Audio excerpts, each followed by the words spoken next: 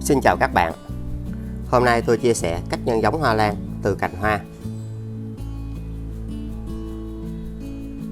Khi những bông hoa trên cành đã hết là thời điểm rất thích hợp để các bạn tiến hành nhân giống cây.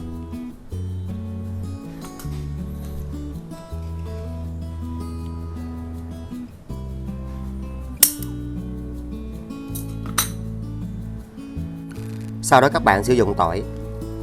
Tỏi có tính kháng khuẩn và khử trùng rất tốt.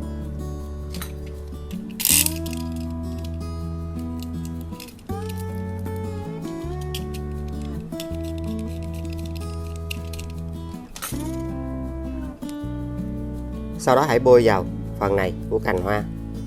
Nó sẽ giúp cho phần này được khô lại. Và cách làm này để bảo vệ cho cành hoa không bị nhiễm khuẩn.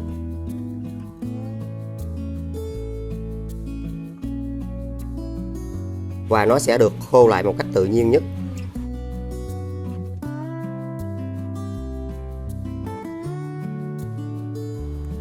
Và phần tỏi này các bạn đừng bỏ đi.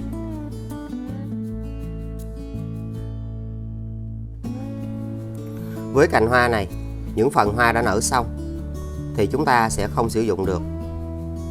Các bạn chỉ chọn những phần có chứa mầm hoa nó đã nhô lên ở đây. Và nơi đây sẽ có được những cây hoa lan nhỏ. Các bạn gỡ nó ra.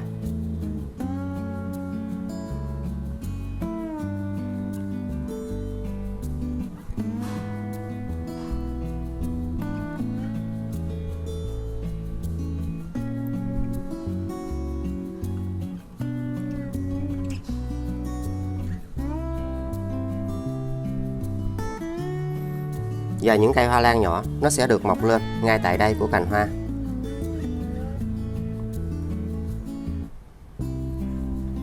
Sau đó các bạn hãy cắt ngang đây. Và cành phụ này chúng ta cũng cắt bỏ.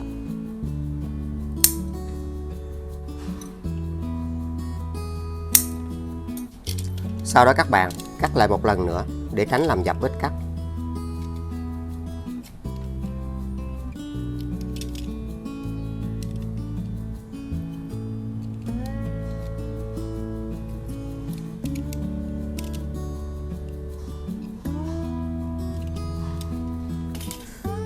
Những phần này nó đã được khô tự nhiên nên các bạn sẽ không cần phải làm gì.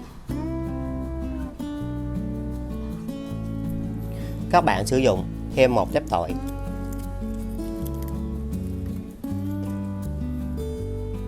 Và chúng ta sẽ cắt nhỏ ra.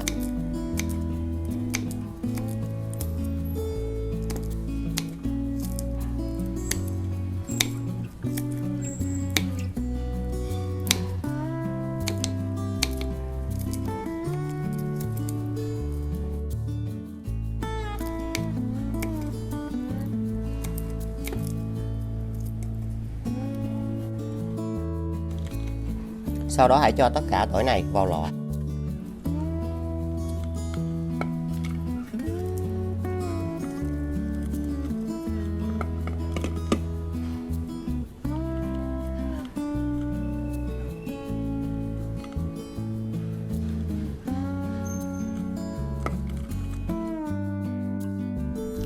Các bạn sử dụng gạo. Gạo có chứa rất nhiều vitamin B và dồi dào các khoáng chất, giúp cho những cây hoa lan được hồi sinh và phát triển rất nhanh. Hãy dùng 3 thìa.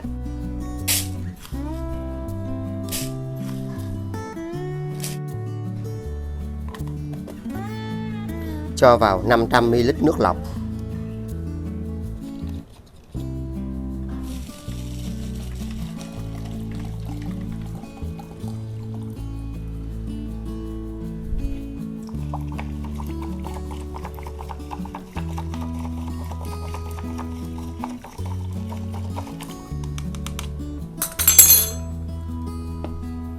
Sau đó các bạn hãy cho nước gạo vào đây.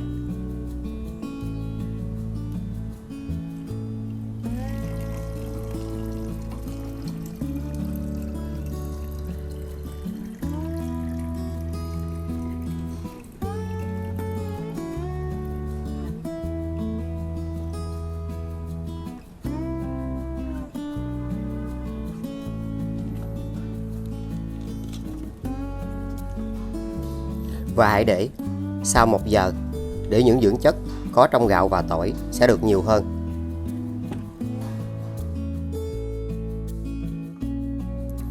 Và sau 1 giờ, khi dinh dưỡng từ tỏi và gạo đã được nhiều, các bạn hãy lọc vỏ cặn.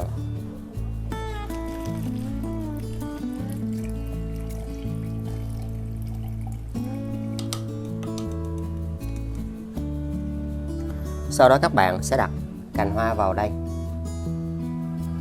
và hãy cho nước gạo và tỏi này vào.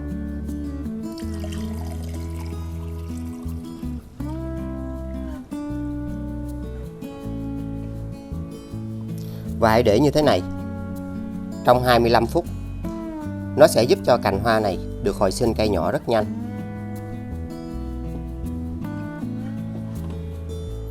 Và phần nước còn lại này, các bạn sẽ chăm sóc cho cây hoa lan này. Và chúng ta dùng nó để lau cho những chiếc lá này. Hoa lan sẽ có được những chiếc lá xanh và luôn được khỏe mạnh. Và nên áp dụng cách làm này 14 ngày một lần. Nó sẽ giúp cho cây khỏe mạnh, những cây yếu được hồi sinh.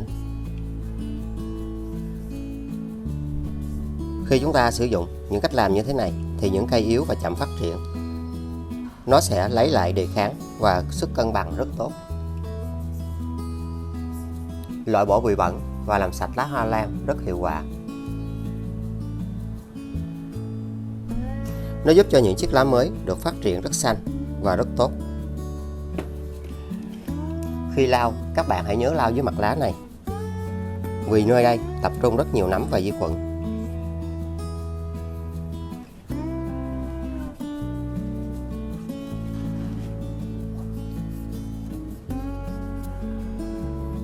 Sau đó hãy tưới vào gốc của cây.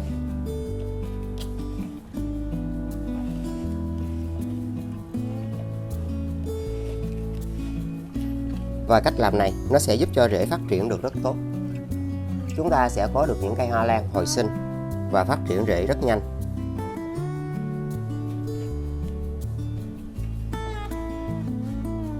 Nó sẽ được xanh tốt và khỏe mạnh hơn.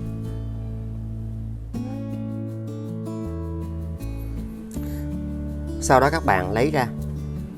Và đến lúc này, cành hoa đã hấp thụ được những dưỡng chất rất tốt. Nó sẽ giúp cho những cây nhỏ được mọc lên ngay tại đây rất nhanh và dễ.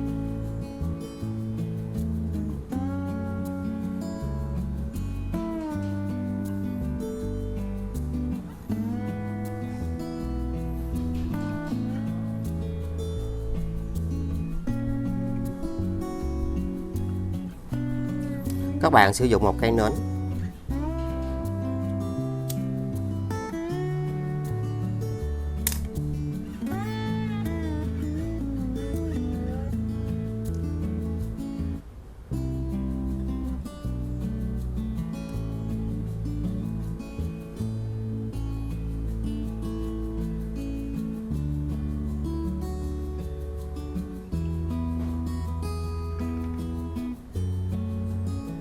Và cách làm này để bảo vệ cho những phần này không bị khô, không thấm nước.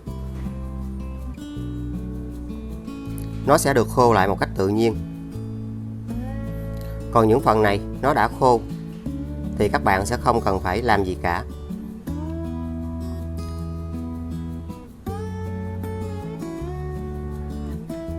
Sử dụng mút cắm hoa có tác dụng giữ ẩm.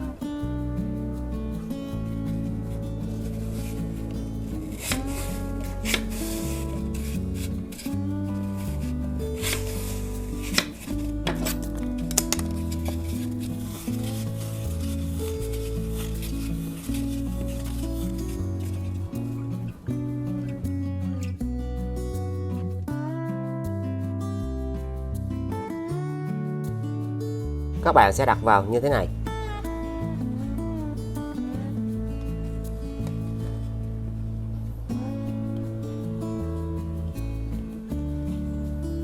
Cho nước lọc vào.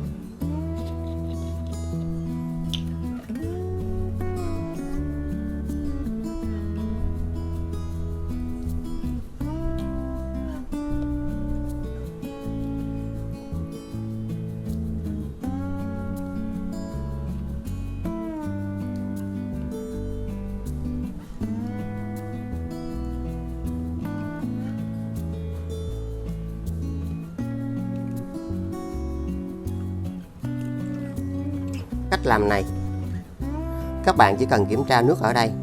Khi nước ít sẽ bổ sung thêm. Mút cắm hoa sẽ hút nước để giúp cho cành hoa được giữ ẩm. Để nơi khô ráo, thoáng mát và có ánh sáng. Nó sẽ giúp cho những mầm nhỏ này phát triển cây rất nhanh và dễ. Và dùng những nắp nhựa như thế này đậy lại. Cách làm này sẽ không cần phải tưới phun sương để giữ ẩm cho cây.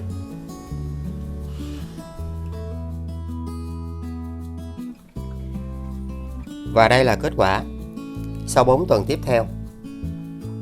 Khi độ ẩm được duy trì tốt và đúng, những cây hoa lan nhỏ đã được mọc lên.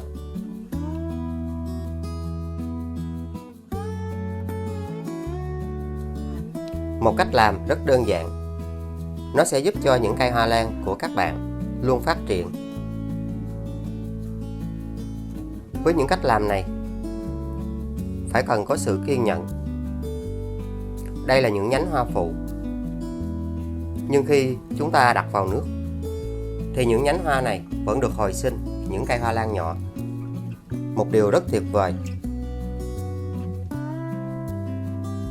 Nó luôn giúp cho những cành hoa được hồi sinh.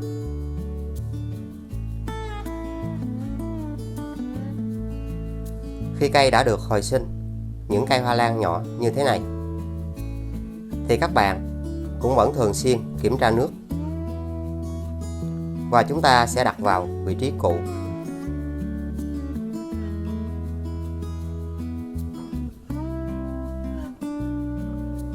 Các bạn không được dịch chuyển chậu cây. Và hãy chờ vào những ngày kế tiếp. Và đây là kết quả sau 27 ngày tiếp theo. Nó được phát triển lên. Chúng ta sẽ có được những cây hoa phong lan hồi sinh từ cành hoa rất tốt theo cách làm này. Một trong những phương pháp rất đơn giản. Các bạn chỉ cần duy trì độ ẩm ở đây, bổ sung thêm nước, là nó sẽ giúp cho những cây hoa lan như thế này được hồi sinh, phát triển rất nhanh.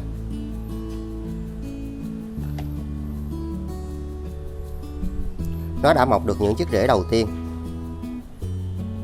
Và tùy vào những giống hoa lan thì có cây rất nhanh, có cây rất chậm. Nên các bạn cần phải kiên nhẫn. Và chúng ta sẽ giúp cho những cây hoa lan như thế này được phát triển rất nhanh. Một kết quả rất tuyệt vời.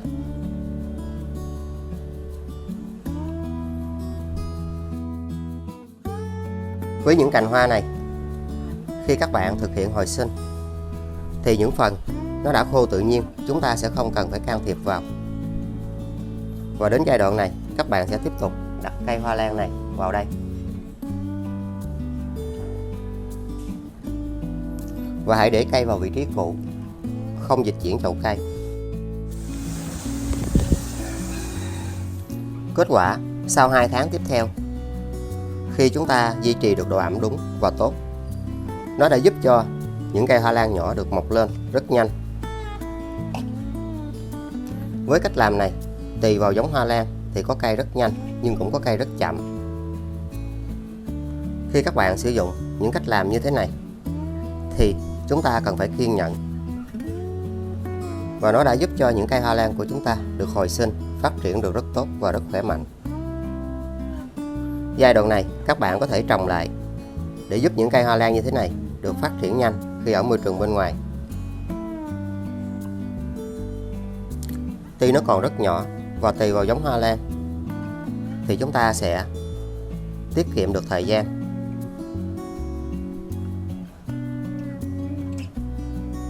Các bạn sẽ có được những cây hoa phong lan phát triển rất nhanh theo cách đơn giản và rất dễ này. Bây giờ chúng ta sẽ cắt ra để trồng lại cây hoa lan này.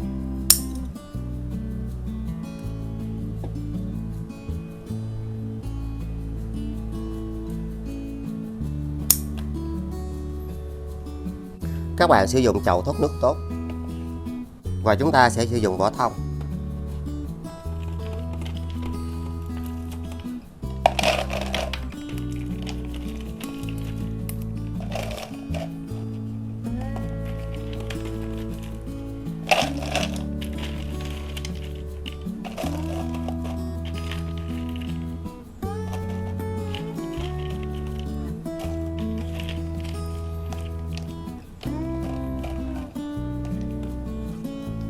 Hoa lan nhỏ các bạn cho rêu vào đây, nó sẽ giúp cho cây phát triển và lớn rất nhanh.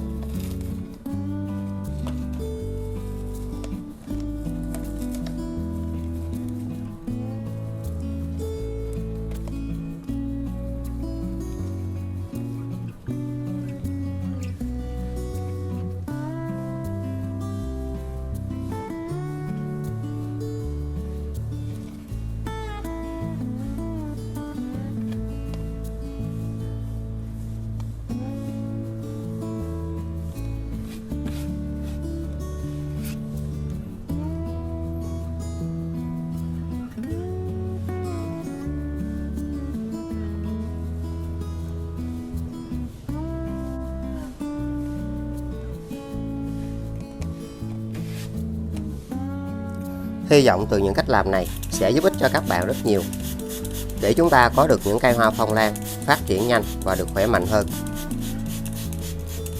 Mình luôn có thêm nhiều phụ đề và luôn có chia sẻ nhiều cách, các bạn có thể xem và hãy lựa chọn những cách làm đơn giản và dễ. Đừng quên like, chia sẻ, đăng ký kênh và nhấn chuông để tiện theo dõi. Xin chào và hẹn gặp lại. Chúc các bạn luôn thành công.